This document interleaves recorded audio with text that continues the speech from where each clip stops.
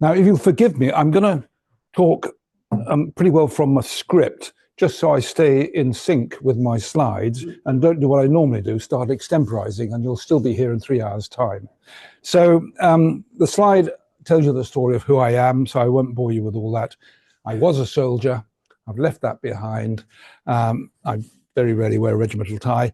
I'm now a military historian, and I spend a great deal of my time visiting the sort of sites I'll be talking about tonight. In fact, I'm going to be at Barba del Puerco in 10 days' time, and I shall revisit it at least twice this year. It's one of my favorite locations. In fact, of all the fascinating, can you hear me at the back, by the way? Yeah. Of all the fascinating stories and places that I visit in the course of my new career as a military historian, there's none more, to my mind, beautiful and remote, none more historically significant, no location so well documented in minute detail, yet is very little known about and is virtually unknown to visitors. I very rarely meet another visitor when I go there. And I'm talking about the incident that took place in a mountain gorge on the Spanish-Portuguese border below a remote village called Barba del Puerco, which is Spanish for pig's beard.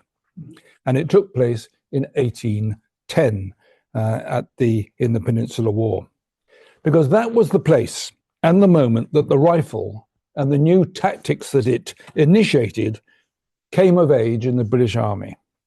The question is, and I'll return to this at the end, did the Army recognize it at the time as a strategic shift in 1810? And was it able to match that with a cultural shift later on in infantry equipment and tactics to capitalize on it? I'll leave that question hanging and return to it at the end. But to start answering that question, we need to wind the clock back to the period leading up to the Napoleonic Wars, when the standard infantry weapon was, of course, the smoothbore musket, a weapon which had enormous advantages, that it was cheap and cheerful and could be mass-produced and was simple to learn to fire for a largely illiterate army. And before some wag tells me that's on a loop, rate of fire, of course, was only 2 rounds a minute.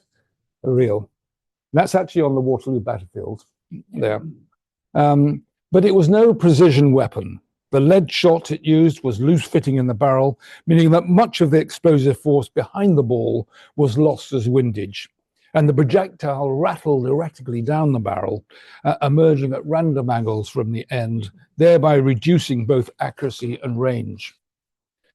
To overcome this disadvantage, muskets had long barrels to try and give them some semblance of accuracy, which meant that soldiers had to stand to load them. And they had to stand firing in straight lines to avoid blue on blue, standing shoulder to shoulder in order to send a mass of projectiles in the general direction of the enemy, because it was effectively an aerial weapon, rather like firing a broadside in the Royal Navy. There was another very significant reason for these close order drills, and it's a point often underestimated. Private soldiers at that time could only shoot to kill on the orders of an officer commissioned by the king to give such an order. And thus all troops had to be within earshot of a commissioned officer. That's about 50 yards.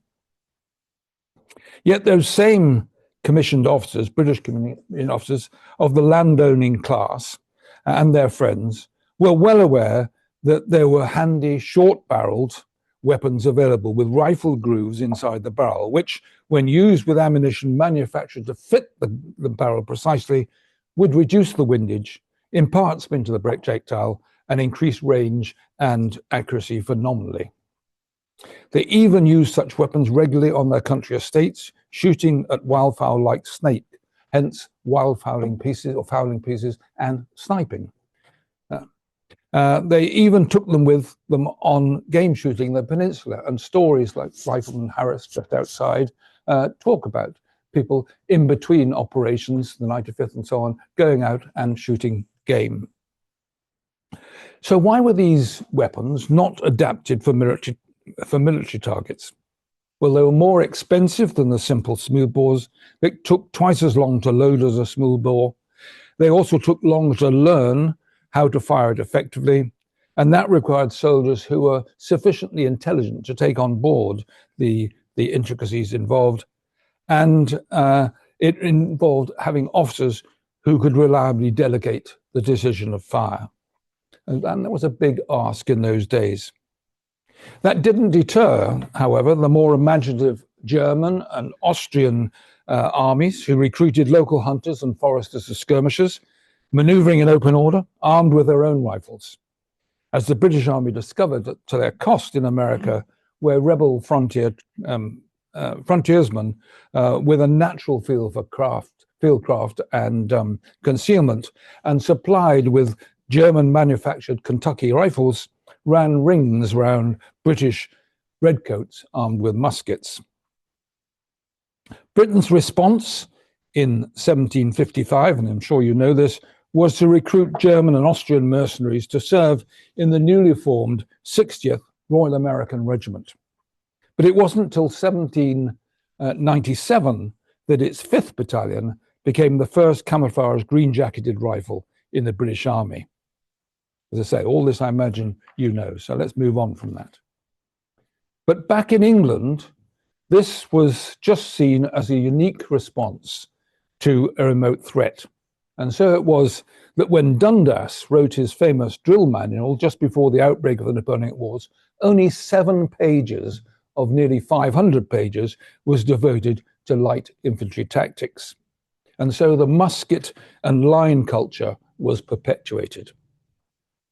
In contrast, the French, who could see the advantage of using skirmishers en masse, but even Napoleon drew the line at equipping his volatile conscripts with rifles which could pick off unpopular officers with impunity. Wellington, on the other hand, was prepared to take that risk with his better trained volunteer army, albeit only on an experimental basis initially. He couldn't compete with the quantity of skirmishers a conscript army could deploy, so he decided to trade quantity for quality by employing a few specially trained rifle-armed snipers among his light forces. And that's where this chap starts entering the story. And so it was that an ad hoc experimental rifle corps was set up at Shorncliffe. The soldiers amongst you can think of it as ITDU, the Infantry Trials and Development Unit, if you like, of its day. And almost immediately was dispatched to Ferrol in August 1800. So quickly, as you can see, the soldiers still dressed in the uniform of their parent regiments.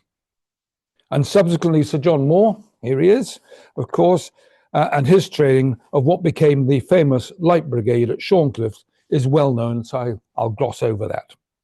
Suffice to say that the Experimental Rifle Corps evolved into Britain's first indigenous rifle regiment, the 95th, simply the 95th because it was the next number available.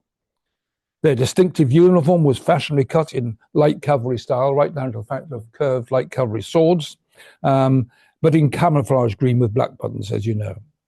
Armed with a short-barreled and amazingly accurate for its time Baker rifle, and equipped with aiming sights capable of hitting targets out to 600 yards, which in those days was phenomenal. And to make up for the short barrel, issued with an extra long sword bayonet. In short, these were the 19th century equivalent of today's special forces. And they had no problem recruiting. In fact, when the first recruiting posters went out, and you can see all the blurb there, they were trying to recruit for 1 battalion. They got 1,000 recruits, so they actually formed 3 battalions straight off. And it became a multi-battalion regiment from the start. They had no problem creaming off soldiers of higher intelligence and literacy, therefore. They could be very selective. They were able to choose countrymen who could stalk an enemy as stealthily as they would a fox or a pheasant. I nearly said peasant. And also with a smattering of skilled craftsmen from the new industrial cities. So they had their own cobblers, blacksmiths, tailors, medical assistants, which meant that independent companies of riflemen could operate with a degree of independence. In the field, the rifle's combination of short barrel and long range meant that riflemen could fire from various positions. They didn't have to stand up to load, and spread out to cover more ground, which meant that soldiers were often out of sight and sound of the officers, but it didn't matter because they had the initiative fire. And the rifle's only disadvantage, which was its slower rate of fire, was overcome by men operating in pairs, one firing whilst the other one loads, the pairs arranged in two loose chains, leapfrogging each other, whilst keeping a strong reserve behind, which could deploy to a flank to give covering fire if necessary, as happened at Barba del Puerco, as we shall see. And most significantly, individual riflemen were authorized to select their own targets and to fire at will on their own initiative, a concept which made traditional officers feel distinctly uncomfortable, especially when the riflemen started using their Baker rifles to snipe at officers at long range to take out enemy command and control, which became the sort of USP of the 95th Rifles. As exemplified here by the famous Ned Plunkett's shot at Casabelos on the retreat to Corunna, when he took out not only a French general, but also his ADC at a range of, depending on which story you're thinking about, and remember he's an Irishman, between 600 and 800 yards. I've been there. I think we've cited what it is. I've measured it at 750 yards. That's an exceptional shot. But note, this only reinforced the idea that the 95th were just a corps of individual snipers. They had yet to prove that they could fight as a formed unit, and that's what tonight's story is all about. And for that, they needed a forward-thinking and innovative champion, and in that, the 95th got it in Bob Craufurd, who we've already referred to. Just to remind you, he was what was known as a scientific officer in an age when warfare was described as an art, not a science. As a young man, he traveled to Germany where he studied languages. He was fluent in German and Austrian.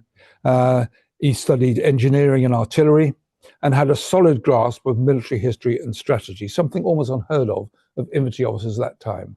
I won't comment on infantry officers this time. But his experience on the continent had largely been in staff appointments. And when eventually given command of a light brigade at Buenos Aires expedition in 1807, he suffered the ignominy of having to surrender it when let down by his superiors.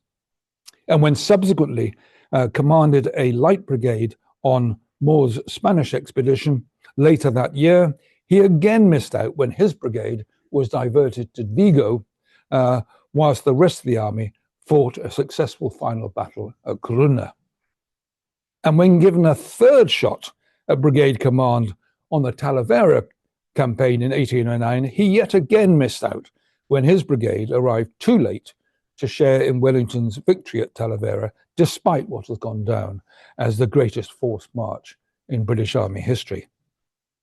Why do I labour those points? Well, in 3 years and 3 brigade commands, Craufurd has failed to clock a single battlefield victory.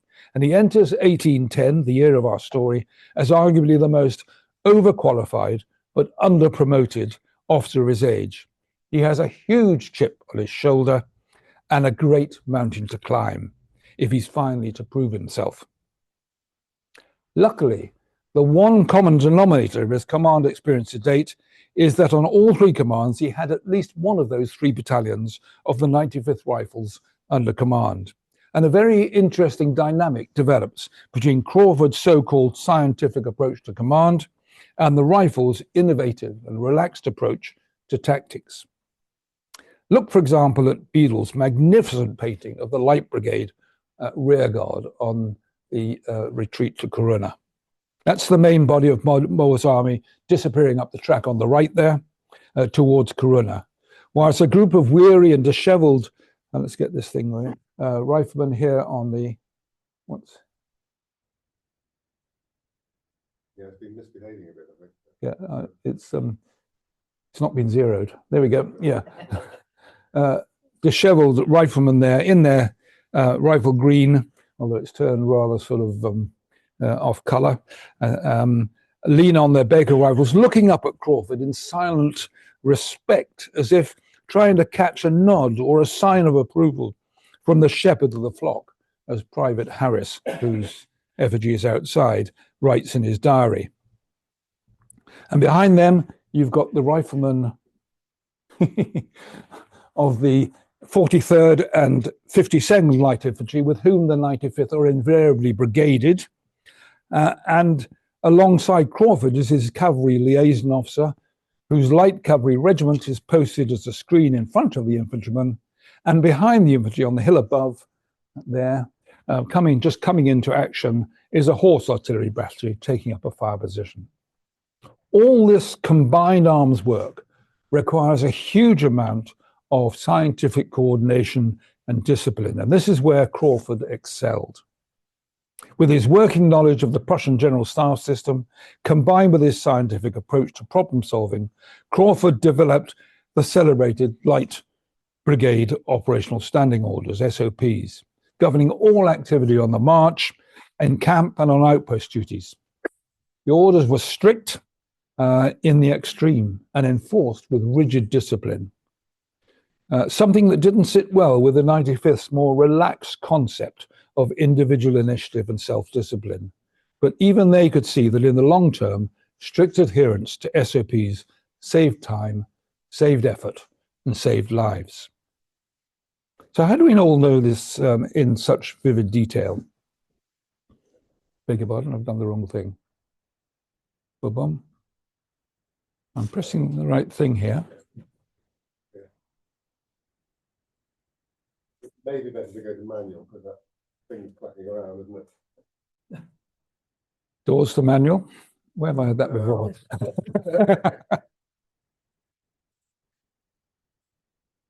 Yeah, I think it was me trying to use the laser. Yep. I can do it on here if that's, yeah, sure. That's, what are we doing? This one here. There we go, yeah.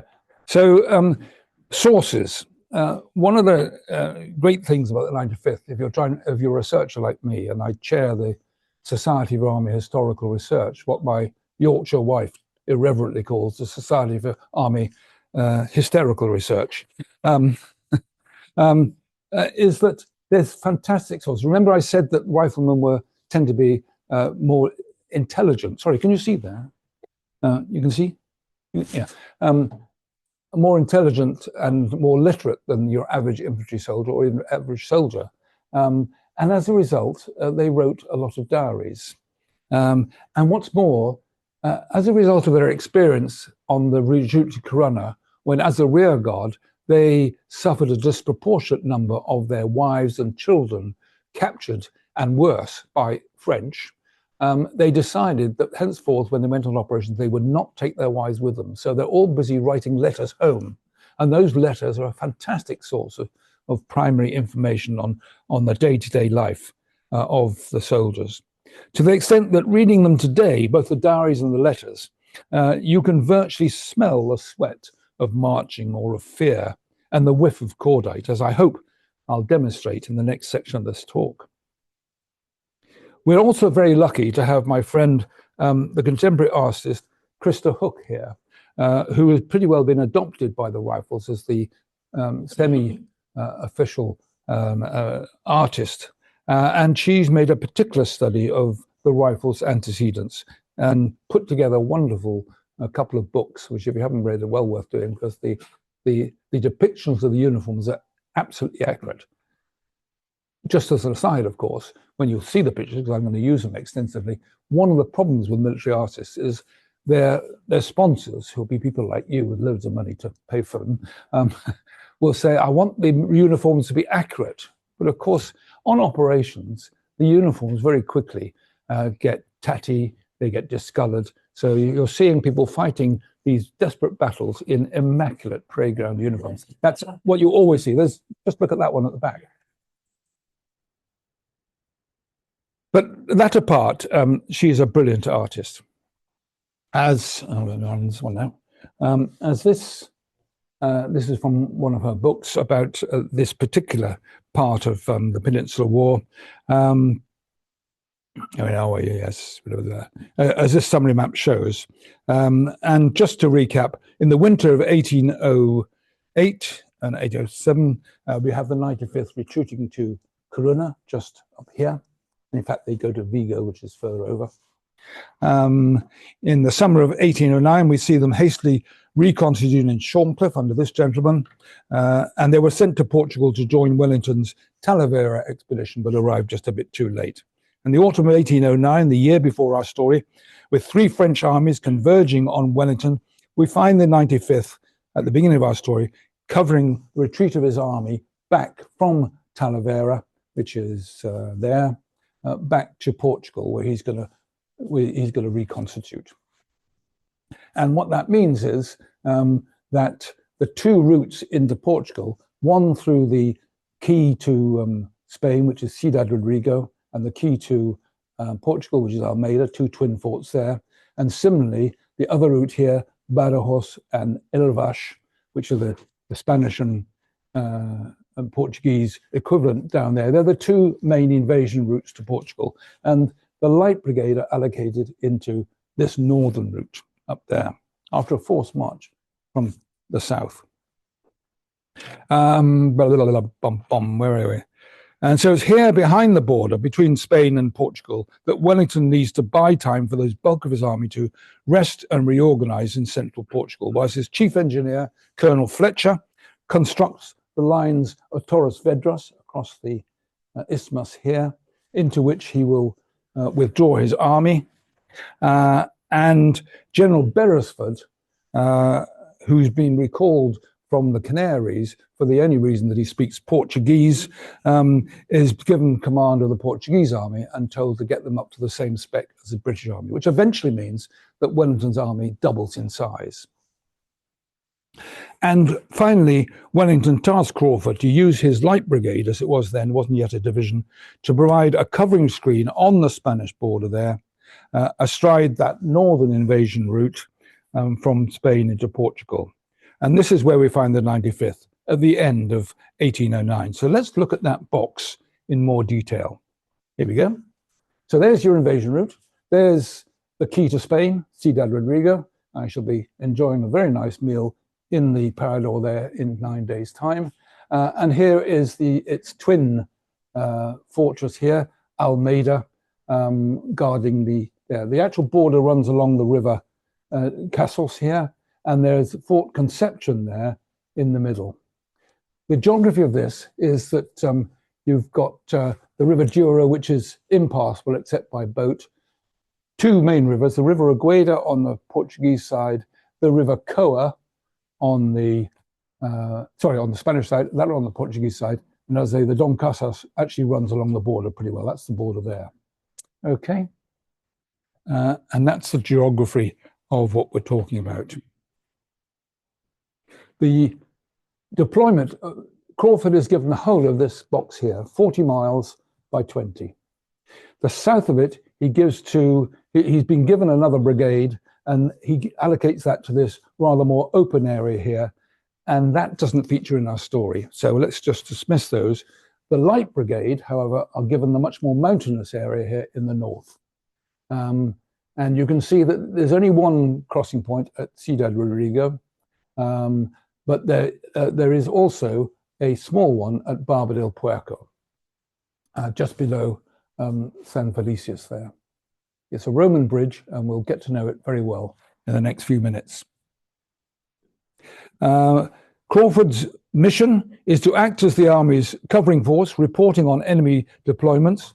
Remember, we've got the French coming in from this direction, heading with what they call the Army of Portugal. So they're rather declaring what their aim is they want to get to Portugal. Reporting on enemy deployments while screening those of Wellington's main body, which is deeper into Portugal. And if and when the French advance in force, to then delay their progress, initially along the line of the Agueda, then along the Dom Casas Brook, and finally along the River Coa, without getting caught the wrong side of the river. And those of you know the story of the contact on the Coa, that's where Craufurd almost gets caught out. And why is that critical? Why that difficult? Because Wellington has given orders to Craufurd. He's not allowed to blow the bridges behind him.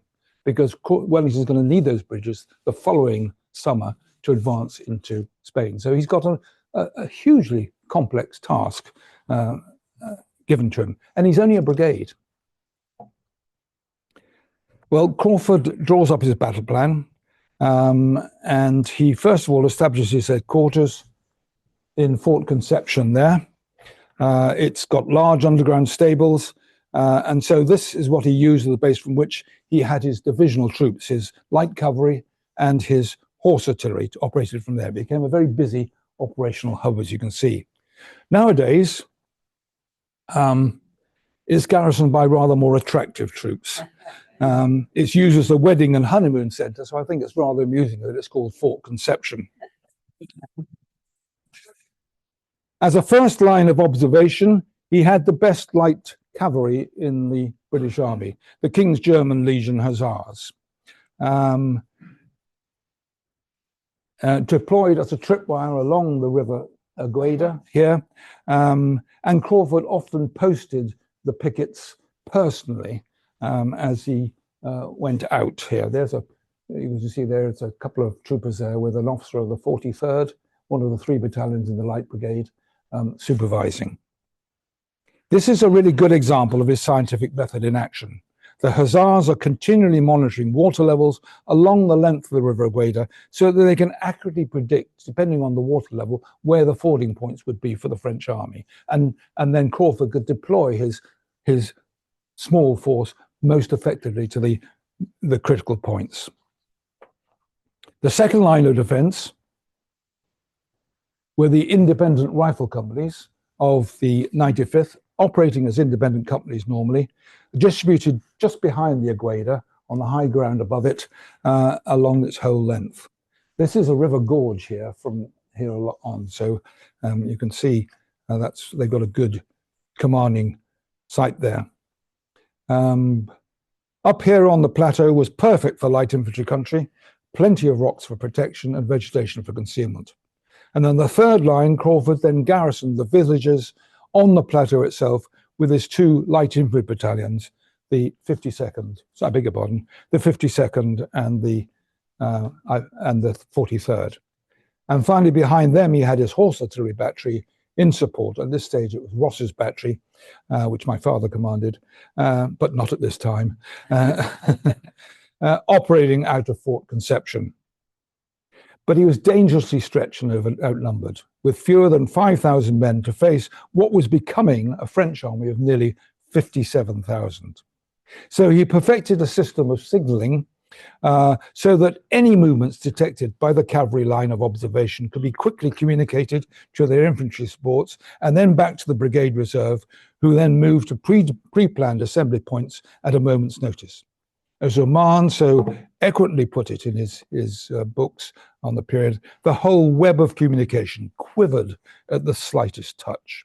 And Napier, himself a rifles officer, reckoned that given Craufurd's standing orders, it took just 7 minutes for the whole brigade to get under arms and quarter of an hour by day or night to bring it in order of battle to its alarm post. This is the SOPs really clicking in. There was only one place in the whole length of this river, which increasingly becomes a gorge as it closes to the River Douro. And that's here where the star is at Barba del Puerco. The problem was that at this point the gorge was so deep and narrow that Craufurd could not deploy either cavalry or artillery support. The only troops with the training and long-range weapons to plug this capability gap unsupported was the 95th Rifles. So when the French withdrew from the village on the 9th of March, 1810, Colonel Sidney Beckworth, I was looking around for his picture, but he's not actually in this room, CO of the 1st Battalion, the 95th, moved his battalion headquarters plus 4 rifle companies, that's a total of no more than 350 men, to secure the village and the bridge. Now, Beckworth was the sort of officer that subalterns and soldiers idolized. He was a natural leader who understood soldiers and how to draw out the best of them. He set clear rules and expected them to be respected. And if they were, he cut his men a lot of slack. by encouraging them to relax and engage in all manners of diversions: football, cockfighting, pig hunting, and when off duty at Christmas, he even organised a greased pig race for the lads to catch for the pot. The great sport here, of course, you catch the pig and it wriggles out because it's greased. So you've got to work together to pin it down. Most of all, Beckwith was possessed of unflappable courage and led by quiet example rather than bullying and the whip. And in this respect, he was the opposite of Craufurd. Relations with the local population were generally good because, unlike the French, Wellington insisted that British soldiers did not steal food from the locals and that they should pay for it. It was all part of his hearts and minds strategy. And that meant that the Spanish became a source of good intelligence for him. On the other hand, the villagers were surprised at the how lax discipline appeared to be. And the Catholic priest was very miffed when his chapel was requisitioned as a picket post by these unruly Protestant soldiers. So a little bit of frisson there. Down at the old Roman bridge, which is the focus for everything that's going on, we see this playing out. Here we see, this is on the day picket, the extremely well-dressed rifleman fraternizing not only with the local girls, but also trading tobacco and brandy with the French pickets opposite. They came to a sort of general agreement on these occasions, and it was a sort of gentleman's agreement amongst outlying pickets. Despite the appearances of the contrary, Beckwith had things well in hand. He gave each of the 4 rifle companies a different role each day: one on security duty, guarding the bridge and the village, one out patrolling the local area, one on administrative duties, and one off duty, with the companies rotating through these roles each day. On the 19th of March, which is the focus of tonight's little vignette, it was number 3 company under the command of Captain Peter O'Hara, who was on duty. And if Bernard Cornwall ever had a role model for Richard Sharp, it was Peter O'Hara. According to Costello, in his diary, I almost said Sharp, O'Hara was a man whose eccentric habits were equalled only by his ugly countenance, but he was popular with the ladies and brave as a lion. So there's hope for us ugly ones yet. He was a tough Irish adventurer who had risen from the ranks. He was one of the original men who had joined the Experimental Corps back in 1800 and took command of 3 Company when the 95th were formed in 1803. He had seen continuous operational service, which meant that now, 7 years later, he was a senior captain in the regiment and sweating on promotion to major, but is becoming frustrated that he's starting to be overtaken by those officers with money and patronage. And after 7 years campaigning, his company was up to no more than 50% strength, with his men normally organized into just 2 platoons, as we'd now call them, and he had 3 company officers. Here we are, Mercer, Cohn and Simmons. Mercer was a bespectacled Scottish young man who acted as a Company 2IC. Cohn was another platoon commander. Both had seen operational service, as had their sergeants Fairfoot and Betts. Only Second Lieutenant George Simmons, who was one of my absolute favourite sources of really reliable prime information on this period, had not been blooded, and he was kept under robust instruction by O'Hara. Simmons was a well-read chaplain's son from a large and close-kept family, and frankly, he was the only person earning money, and he was remitting every penny he could earn back home. The other dramatis personae we'll meet this evening will be the battalion adjutant, Stewart, shown there, and bugler Green, think of him as the battalion signaller, and they're both diarists up at battalion headquarters with Beckwith. And at the other end of the scale are privates Mayer and McCann, who are due to be on sentry duty on the bridge this evening. So let's take a virtual battlefield tour of the ground. Here we go. So there's San Felices, which is where the French are based. Walk down the trek here to the bridge, and this is the original bridge between this. Effectively, the river here is the border, and here is Porto Seguro. That's its name now. Barba del Puerco was too rough a name for the local estate agents to sell houses, so they gave it a smart name and called it Porto Seguro. And this is where Beckwith and his 4 companies are. Okay, let's zoom in a bit more. There we are.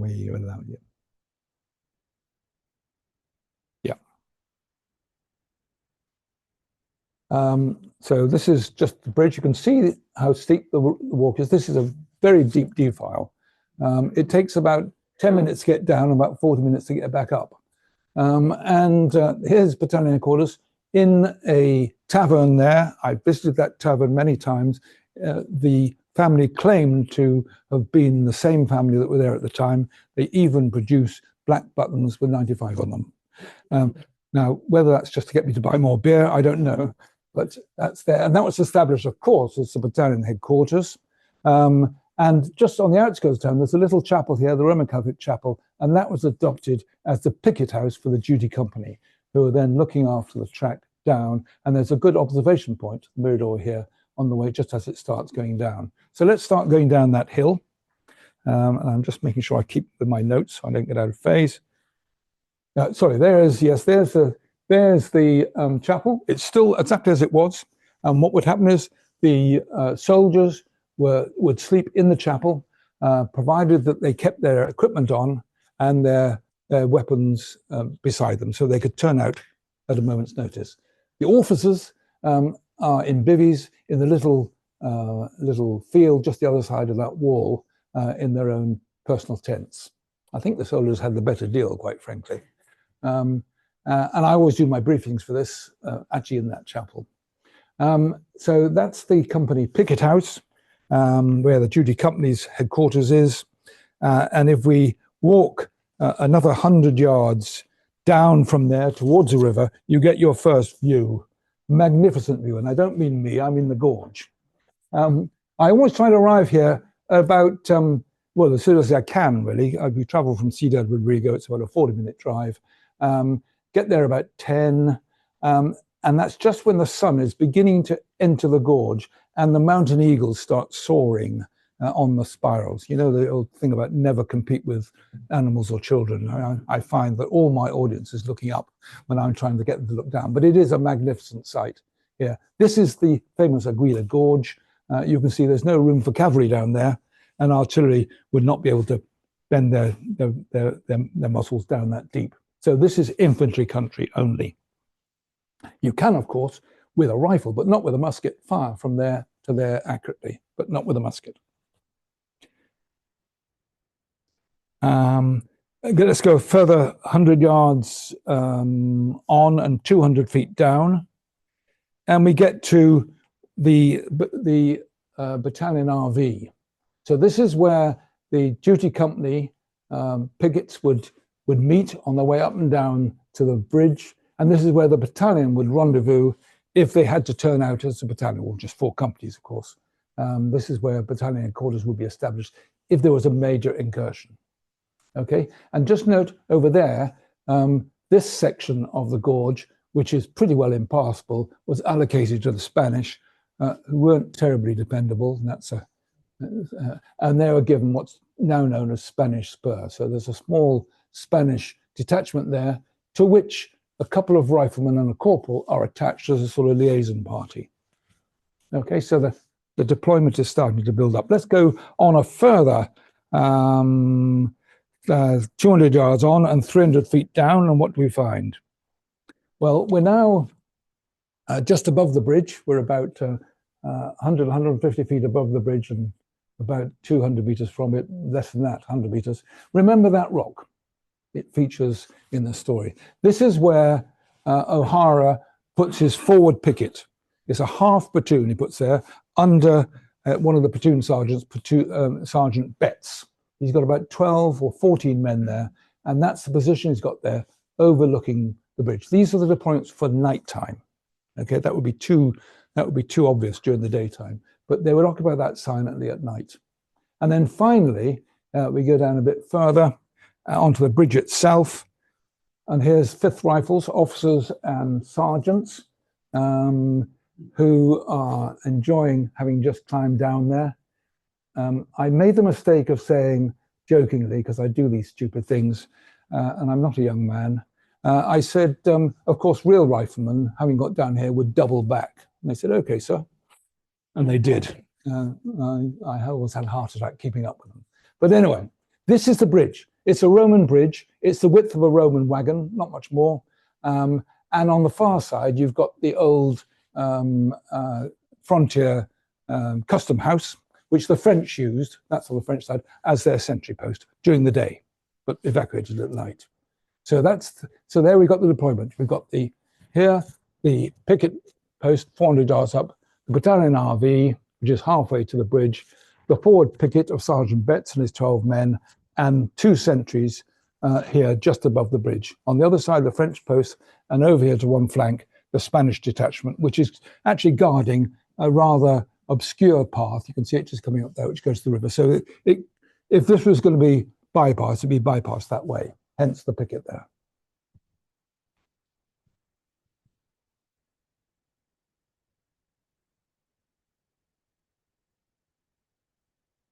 Now let's just imagine it's the evening of the 19th of March.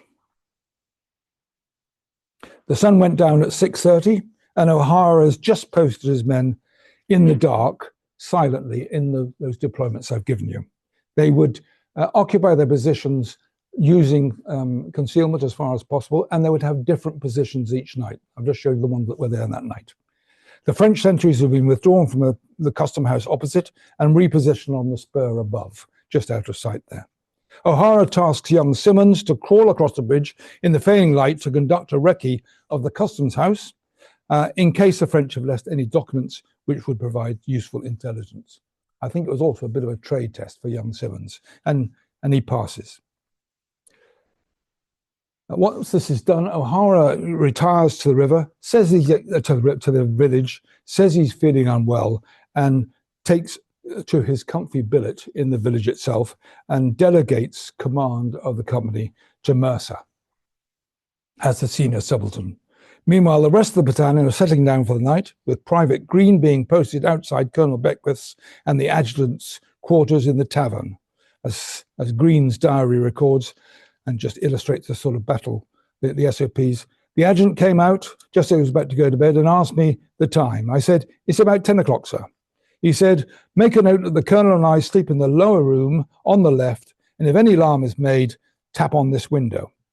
When I was relieved, I passed this information on to my relief, who took over me, and then returned to the picket house in the chapel, put my rifle in the designated place, lay down fully clothed and got some sleep before the outlying picket was due to be changed at midnight. All was quiet and still. Lieutenant Mercer and Cone are taking turns to visit Sergeant Betts at the forward picket, crossing at the RV en route, while Simmons remains with the men in the chapel as a sort of quick reaction force. Elsewhere, just along the river, Harry Smith, there he is at the end there, in the circular one with the elaborate frame. Harry Smith, and a very ambitious young adventurer. Oh, sorry, yeah, who likes music, was posting troopers of the 16th Light Dragoons, who will be on duty tonight, mounting the sentries vedettes at potential fording points along the river. Those fording points have been pointed out by the German hussars. Although it's been raining all day and the river is high, so there are a few fording points to monitor. If anything comes across the night, it'll have to come via the bridge. Meanwhile, out of eye and earshot, on the other side of the river, we have General Foray, one of the best generals in the French army. And his garrison at San Felices, about 5,000 men, mostly light infantrymen, like Craufurd's men, but with grenadiers as well. He was a hardened campaigner, was Foray, of the old Imperial Army. He survived the revolution, rising again from the ranks to become a brigade commander on the strength of his performance in some of Napoleon's largest battles.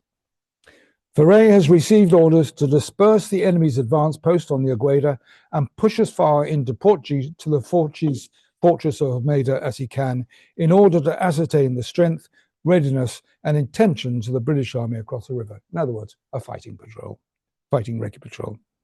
So he prepares to conduct a reconnaissance in force, and having received reports from his sentries at the bridge and probably via the priest that by this time at night a lot of the British troops are drunk and disorderly and seem to be with bad discipline. They don't pick up on the relaxed ethos of trust there is in the Rifle Regiment.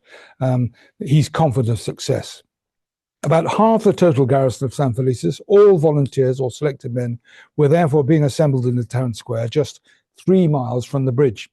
They move out at 11 p.m. on a filthy night to negotiate the winding dirt track down to the bridge. As I say, it's a filthy night, cold with driving rain, very slippery as they descend. I've gone down that path several times. It's dodgy even dry weather. I can't imagine doing it in night in pouring rain. Tucked on his rocky outcrop above the bridge is Sergeant Betts. I've said Sergeant Tut, so it should be Sergeant Betts. He's Tuttle Betts, and his forward picket. And there's the Spanish detachment on what's called the Spanish Spur. There's the 2 sentries down the bottom.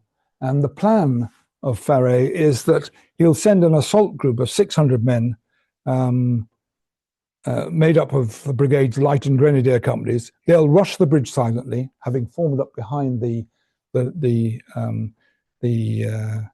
custom house, capture and disarm the sentries, and then take out Sergeant Betts' forward picket, preferably by enveloping it silently, but if not, by direct assault, with covering fire from above.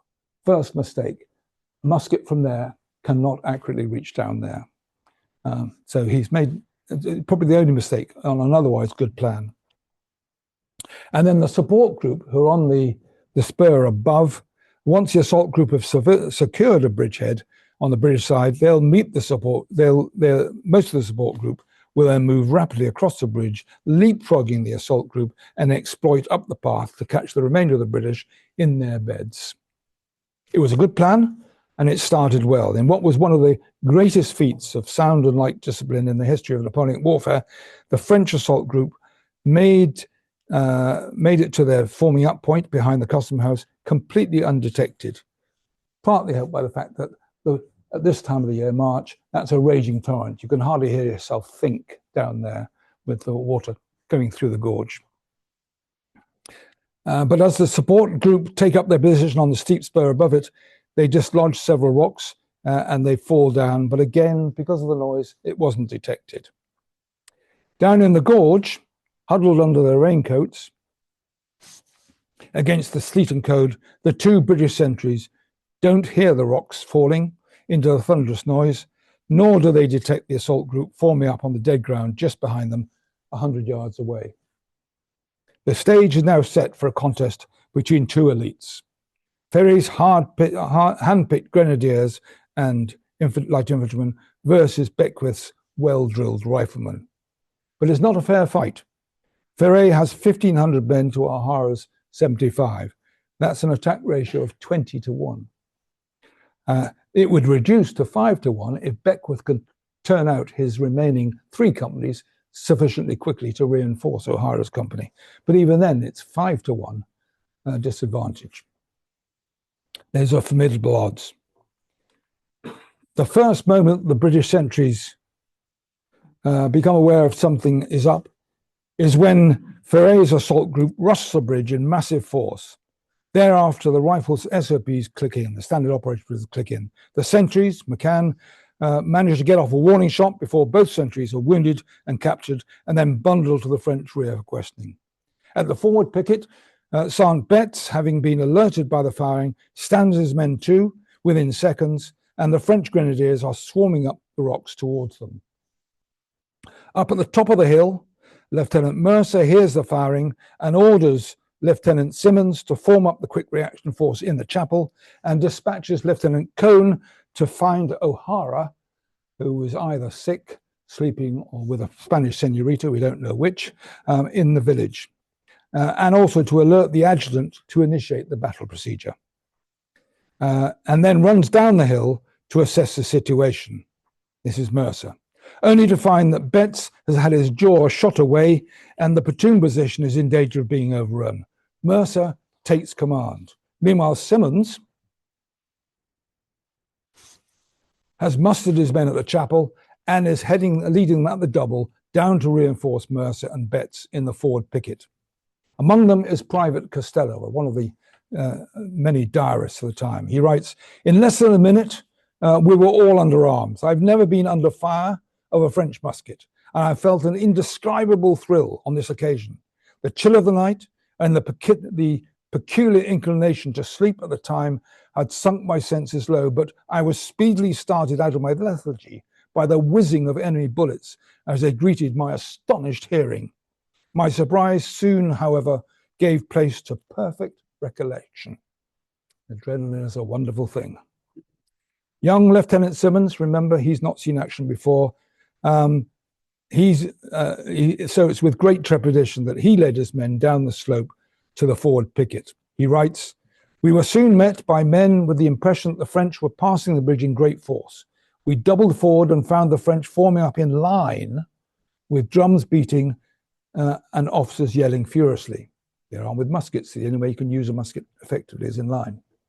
Whereas the French fired volley after volley, the balls mainly passed over our heads. Our standing orders were not to fire at night until men came within 15 yards and we had a target to shoot at. We moved on as silently as possible, fired, and gave them an English huzzah as we then rushed forward with a bayonet, at which they were rather staggered.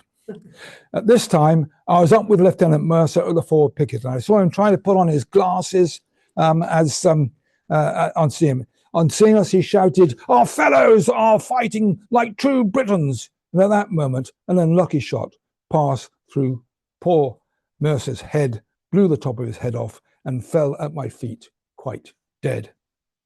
Mercer was a very popular officer, and his men temporarily lost their cool. Simmons explains, an enraged rifleman broke cover right, crying, 'Revenge the death of Mr. Mercer!' He charges down the slope at the French officer leading the assault, swings his rifle into his face, and blows his head off at point-blank range." I hope you're having a nice supper after this, by the way. The French, in turn, are outraged, and within seconds, the rifleman is riddled with bullets. Here's Simmons again. "By this time," he says, "the enemy was surrounding us in every direction. For a moment, time stood still, and everyone's rifle's eyes were on me." The fact is, Mercer is dead. Coates is still searching for Captain O'Hara, who's gone AWOL in the village, and Lieutenant Simmons realizes that in this, his first engagement, he is now temporarily in command of 3 company of the 95th Rifles and is effectively the vanguard of the British Army. But the adrenaline pumps in, his training kicks in, and drawing his inspiration from Beckwith's cool example, he calmly takes responsibility. Meanwhile, over on their right, the Spaniards on the spur have deserted their posts, leaving the British corporal and his small liaison detachment, plus a few brave Spaniards, to fight on alone. All hell now breaks loose, with men on both sides primed and firing as fast as they can. Everyone's blood is up. Simmons continues. The French were literally scrambling up the rocky ground within 10 yards of us. By the way, you recognize that rock again? If you ever go there, look out for that rock. That's the rocky ground within 10 yards of us. We commenced firing aimed shots while they attempted to form line and return fire very spiritedly. Their drummers beat the pas de charge, and the French attempted to dislodge us, but without effect. Several were now falling, but Providence was with us, because at that moment the moon came out from behind the clouds and shone brightly for a few minutes. We profited from these circumstances, as the French had cross belts across their chests. They were white over their greatcoats, and where they crossed, there was a very bright brass plate, which gave a grand aiming mark for our rifles. Meanwhile, our men were in dark uniforms, dispersed amongst the rocks, and made difficult or impossible targets for them. At this stage, the contest could go either way. its quality on one side and quantity on the other. But just then, to Simmons' intense relief, Captain O'Hara at last appears on the scene, and conscious that he needs to assert himself quickly, he bellows out so everyone knows he's back and back in command. "We will never retire. Here we will stand. They shall not pass unless over my dead body." And Simmons adds, "The shots were now flying around us as thick as hailstones, and the French were advancing upon us. But we kept up a terrible disciplined fire. I saw French officers beating the men with their swords to make them try and drive us from the rocks we occupied, and several letting their muskets fall and clapping their hands upon their bodies where they had received a wound they knew not where from, and went scattering away." Back in the village, Bugle Green sounds the assembly, and the remaining 3 companies gather at their respective assembly points in the village. Trading speed for smartness, they arrive in various states of dress and undress. The battalion commander famously fights the rest of the battle in shirt sleeves, his pajama top rather, and every man was carrying his Baker rifle and 60 rounds at least. As soon as Lieutenant Cone had reported the situation to him, the adjutant led all three companies to the battalion RV overlooking the gorge. And here, Colonel Beckwith conducted his snap battle appreciation. He calmly sent one of his 3 companies to occupy the spur overlooking his right flank, where he correctly guessed had been abandoned by the Spanish. From here, they could provide covering fire for the other 2 companies, which Beckwith led down the hill, meeting O'Hara's company, beating a fighting withdrawal coming back up towards them. Here's Simmons again. "Our little company had been fighting, holding off 600 riflemen for at least half an hour, when the colonel and other 3 companies came to our assistance. It was the pleasantest sight I could behold, and we set up a furious shout." This was hand-to-hand fighting, which had no respect for rank, as Costello records. "Despite the extra 3 companies," he writes, "the contest for a while was both doubtful and bloody. During this brief conflict, I saw Colonel Beckwith heaving huge fragments of stone upon the enemy as they attempted to ascend the acclivity on which we were placed. Meanwhile, our adjutant, Lieutenant Stewart, a fine, tall Scots fellow, was engaged in a personal contest with 2 or 3 grenadiers, a number of whom had managed to ascend the hill to our right where the Spanish had been. At this critical moment, one of our men came to his aid and shot one of his assailants, at which the other 2 instantly surrendered." Beckwith, in the midst of all this chaos, with his extensive experience, saw the telltale signs that the French attack was faltering. He saw the slower rate of fire, he saw soldiers going to ground, he saw officers, French officers, going manic trying to get their soldiers beating. This was the tipping point, which every experienced commander must recognize, and it had now arrived. Beckwith instantly gave orders for a counterattack. And there's Green again sounding the counterattack. Simmons writes, "Our companies fixed swords," called swords, not bayonets, "and came out like lions, the colonel at their head. The French scampering off in the greatest dismay, throwing down their arms and running down the precipice, carrying off their killed and wounded, as they generally endeavor to do." They were orders from Napoleon. They should not leave any wounded on the battlefield. So, and also their commanders didn't want reports going back to Napoleon that they'd suffered huge casualties. So that was standard for the French army. Endeavor to do, in order that the number they lose should not be ascertained by their enemies. The French, unlike us, had fired high and wide throughout the engagement. Otherwise, from their great superiority of numbers, they would have destroyed every man of our company before the other 3 companies came to assistance. Less than half an hour after the first shot was fired, the British rounded up those French who didn't escape over the bridge. Simmons says, "A young Frenchman that was taken fired into Colonel Beckwith's face.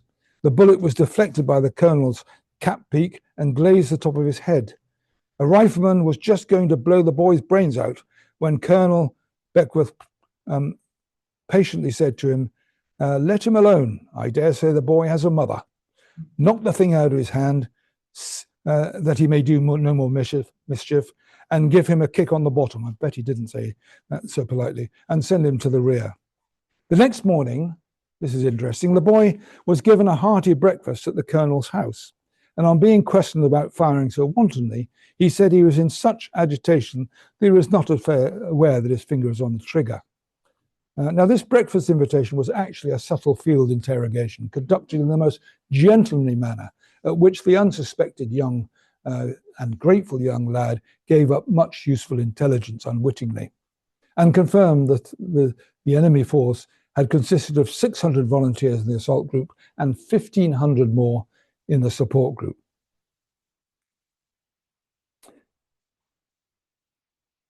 Of whom, the butcher's bill, by the way, before any ask, and I don't like to do butcher's bills because you've got to qualify for all things, but for what it's worth, the Rifles reported accurately 1 officer and 8 killed, 15 wounded, and 2 prisoners. That's the 2 sentries.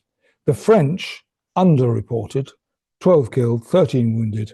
That was Ferry's dispatch, but there's no way he's going to admit large numbers of casualties to Napoleon. Reflecting on his actions that night, Symonds wrote, "The night gave me a good opinion of myself. I fought alone for some time with fearful odds, my friend dead at my feet. After this night, I was considered a soldier fit to face the devil in any shape. I consider myself very lucky in not receiving a scratch." Eventually, by the way, when he returned after the Livonian Wars, he had 26 wounds that he took home with him. I consider myself very lucky on this occasion, not receiving a scratch, being exposed so long to the enemy's fire. I now know what it is to meet the enemy in the field, and I'm confident that I shall always do my duty when opposed to the foes in my country. My captain was pleased to say my conduct has given him the greatest satisfaction. I should think that's the biggest thing for young Symonds. He's got the gold star. And O'Hara, the old rogue, well, despite not being in his proper place initially, gets away with it and lives to fight another day.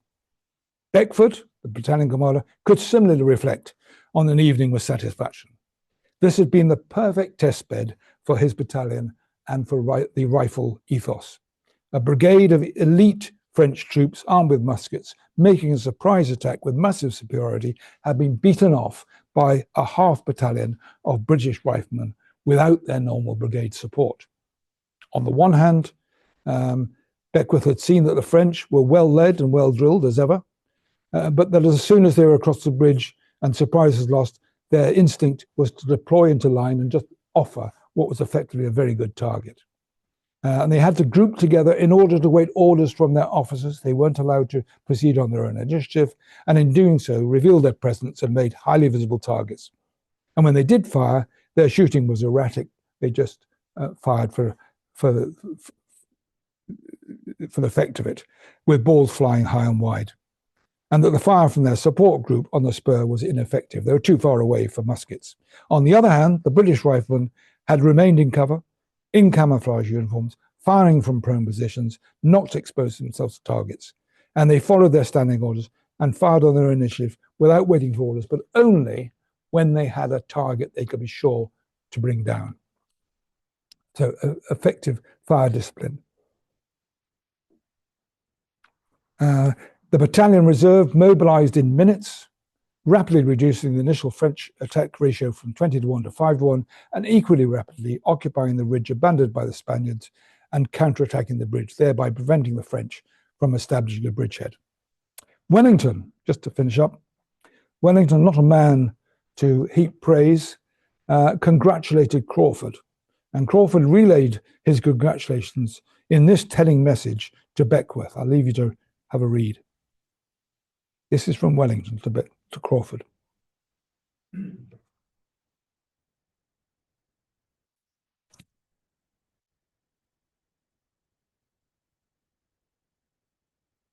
You can't quite read it at the back. The key bit is in the box at the bottom. The action reflects honour on Lieutenant Beckwith and the regiment, inasmuch that it was of a sort that riflemen in other armies would shun. In other armies, the rifle is considered ill-calculated for close action, with an enemy armed with musket and bayonet.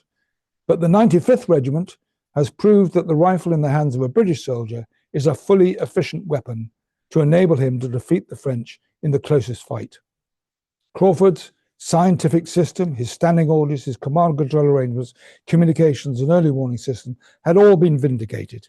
And Wellington acknowledged this by putting the light brigades supporting artillery and cavalry detachments under Craufurd's direct command and allocating him 2 newly trained Portuguese light infantry battalions, thus allowing his infantry brigade to expand to become the British Army's first independent all-arms division. It goes on to fight as such for the rest of the war as a light division. This is them at Fuentes de Noro, with battalions, here we have the 95th, actually fighting in square for once, mobile squares. They just stopped for a moment there. And this is a fighting withdrawal at Fuentes de Noro when the light division had gone forward to relieve the 7th Division, who were in trouble, and the Wellington's right flank was crumbling. Perfect job for light infantry. So there we have the 95th. Here's the 52nd there, and there's the 43rd. Here is Craufurd, is the divisional staff, and here are the horse artillery. And you can see there's British light dragoons chasing off French dragoons here. And so the legend is born of the light division. And of course, many of the people we've met tonight reappear at Waterloo when one battalion of the 95th hold a vital sandpit in Wellington's Crossroads, and another is part of Adams' Light Brigade, which makes the decisive flank attack on the French Imperial Guard. It wasn't all the British foot guards that did it. But Waterloo heralds in 40 years of peace, and with it complacency and cuts. We all know that story after the Cold War. So Craufurd's revolutionary concept and standing orders, or SBs, although they become standard practice in the army, the money and imagination required to adopt the expensive rifle and rifle tactics as the new norm were not immediately forthcoming, to the extent that, shamefully, 50 years later in the Crimea, we still have the British Army generally employing musket and line tactics, even though they're armed with rifles at this stage. I don't know whether you can all read that, can you? It's basically saying what I just said. So, British Army not learning the lessons. Where have you heard that one before? And it wasn't until the mass-produced breech-loading rifles, such as the Martini Henry, became available that the British Army reaped the full lessons of Barba del Puerco and the 95th Rifles. But all was not lost. The rifle's ethos lived on through the 95th and the associated 43rd and 52nd. And it's still on view, just not more than a few hundred yards from here in Winchester. There, you've got this splendidly relaxed Rifle Brigade statue looking over the people of Winchester. And it still does. Last slide. The famous light regiments that fought in the Peninsula, the 43rd, the 52nd, the 60th, which was the Royal Americans, and the 95th, who we've concentrated on tonight, amalgamated to form the Green Jackets. The various light infantry battalions came together with selected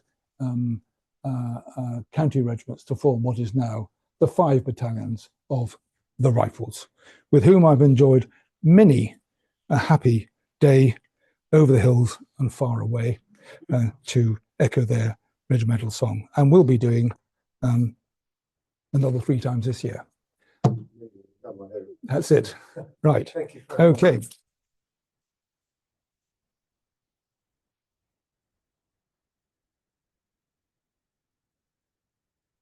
If we've got people online, in order to answer questions, if you just stick your hand up and we'll make you ask a question into here so that we can record it. That'd be really helpful. Any questions? Thank you. I was really interested in your slide that showed the 4 companies that were involved. There's so much documentation about 3 Company, but my 4th great-grandfather was in 6 Company, and I believe he was there because he was marked in the muster rolls as wounded and sent to hospital on the 20th. You marked them as 1, 2, 3, and 4. Was that just for illustrative purposes? Just for illustrative purposes. Have you found any documentation to show? If you give me your card or whatever, I can tell you. I can look it up very quickly. Fantastic. Well, You give me his name and everything. I will do. Yeah. And we're off in June to Barba Yes. del Puerco. yes. Ah, right. Have you been there before? No, we're doing his first 5 battles. He was in 10. Yeah. So we're doing the Is first this 5. a private tour, is it? Yes, the 2 of us. Oh, you'll enjoy yourself. If you're going self-guided, I can give you lots of tips. Thank you very much. Yeah. For a small price, I might even take you there. Anybody else? Anything online, Beck? No? Speak now or forever. Yep. We have one more. Yeah. So I'm just going to come clean as a gunner in the room, which is You can leave in a minute. you mentioned that artillery couldn't be used, but every battery at the time had a howitzer Correct. within it. Why didn't they deploy a gun and a howitzer forward to support the? You're quite right. He had 5 cannon and 1 howitzer. But even there, it would have been an almost vertical thing. I mean, 45 degrees is not the normal maximum elevation, 5 degrees down, which wouldn't go to the bottom. You'd probably shoot across it, and it'd be very difficult to get observation there. I suppose they could fire across onto the spur, but that wasn't considered, necessary at the moment. It was mainly because although it would have been possible to get the odd shot across, it was very limited opportunities, and there were much better opportunities out on the plateau for that 1-gun battery. Any other questions? Yep. Oh, yeah. Thank you very much for your talk. Some accounts on the development and the introduction of the rifle into the British Army make a great play for the markedly slower rate of fire of the rifle. Do you think that's a fair reason? If you're firing it correctly, proper drill, it took twice as long to fire as a musket. However, you didn't have to put the wad in. You didn't have to ram the shot all the way down. You could just fire it, just drop the round and fire. Quite often, when they were firing so fast, they actually fired the ramrod with it, which made a rather interesting weapon. So there was ways to take shortcut, but the more shortcuts you took, the less accurate it became. But they got very proficient at this, and quite frankly, muskets used to clog up quite quickly. The rifle was rather better with maximum fire, and over time, the difference, given the fact that you got much more accurate fire with the rifle, it was equal or better with the rifle. And that's, of course, what happened, as we saw very starkly at Barba del Puerco. So rate of fire didn't really become a huge issue after the first, once people got used to it.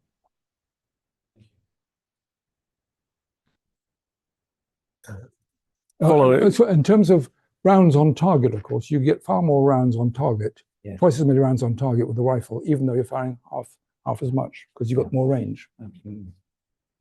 Following on from that question, can you comment on the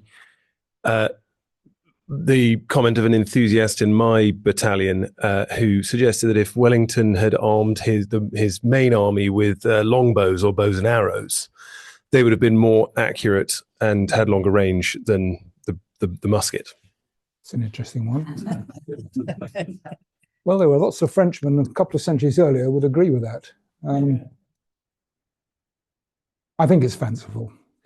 I mean, for a start, how are you going to resupply all those arrows? But, I mean, I think what's behind that is that the bow and arrow was the equivalent of the rifle in its time. It was long range, it was accurate, although a lot of that accuracy was to do with the fact that they fired all together to get the major effect. I don't think realistically it would have made that much difference, but it would be interesting to do a little trial, wouldn't it? It's not as fanciful as it sounds. Yeah.